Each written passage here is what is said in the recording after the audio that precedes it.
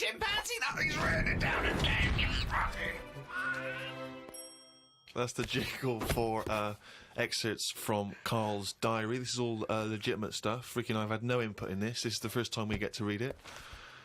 Went and did some shopping for stuff as it was my turn. Suzanne moaned a bit because I forgot orange juice and bought some cheap toilet paper. She always buys the expensive toilet paper. I don't know why they make toilet paper with pretty patterns on it. That made it into the diary. Up and out at 9 o'clock to go to the Cotswolds. Now, I think this was a gift for your girlfriend, wasn't it, for her birthday? Yeah, it was a you went to the birthday and Cotswolds, so I just went for one night. Got the car and headed off. We found the B&B, but they wouldn't let us in the room because we were early. We went for a walk. There was not much around the B&B, so we had a quick walk around the car park and went back in. Happy birthday.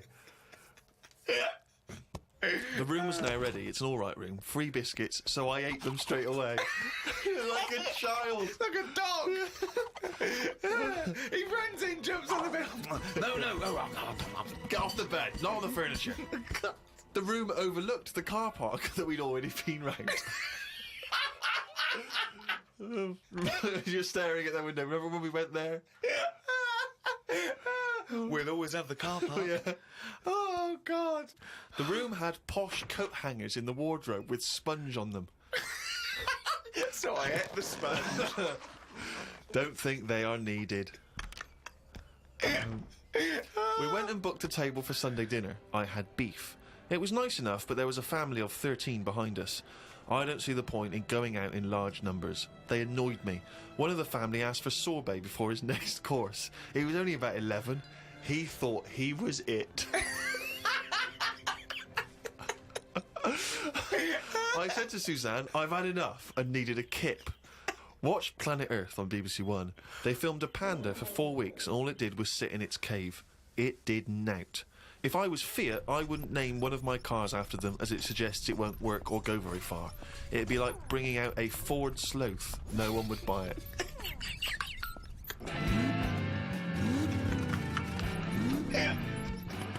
Ford Sloth. I would love that ad campaign. Oh, that's amazing. Oh, God. The new Vauxhall Slug.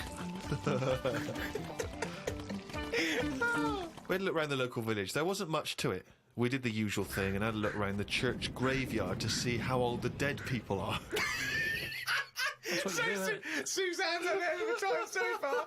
She's gone to the Cotswolds, the room wasn't ready, she's seen the car park, and now let's go and play how old the dead people are. I like the fact that you mentioned we did the usual thing of having a look round the church graveyard. Do you make her do that every time you go away? I like the fact, I want to know what she did for 2 hours when you slept. She just looked out at the car park, just like, memories. But that's what you do, though, isn't it, when you go to these places? There's nothing else, unless you want fudge. Or, you walk round a church graveyard and have a look. There's nothing. We went home. It took 3 hours to drive back. People say they go to the country to see the wildlife. I saw rabbits, pheasants and a fox on the way home. They were all dead in the road.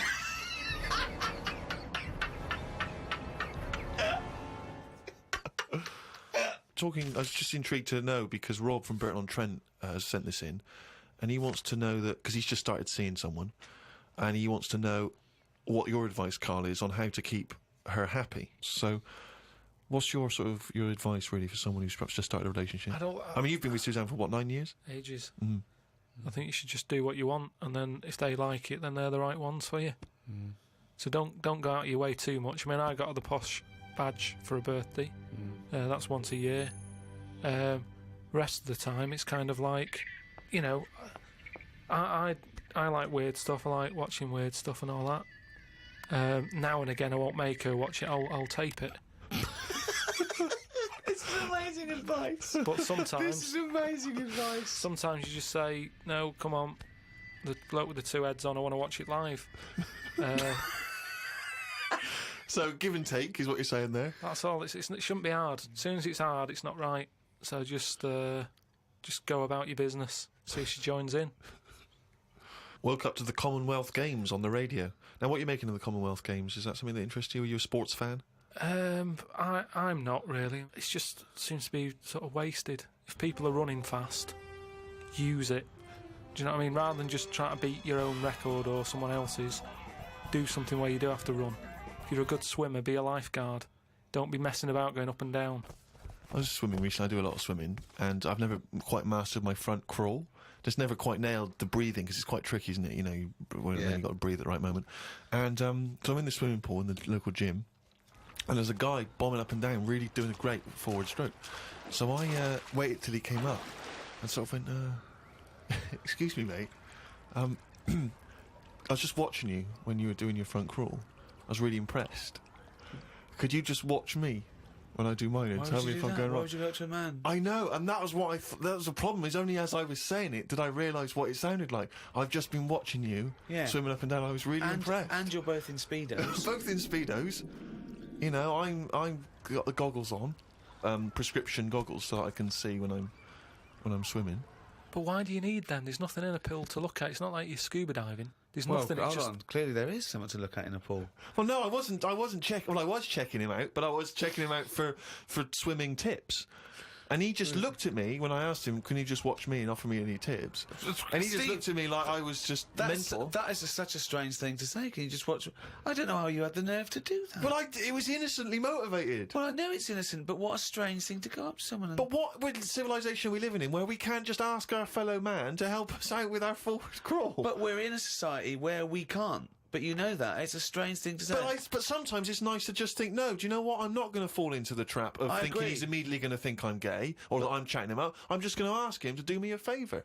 There's nothing wrong with that. What if he said, yeah, it's good, yeah.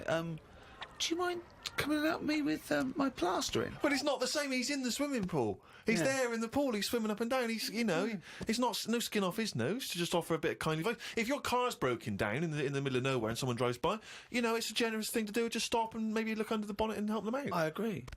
But I don't see how that's any different. And in the end, he did, and all he asked was that I wake him off.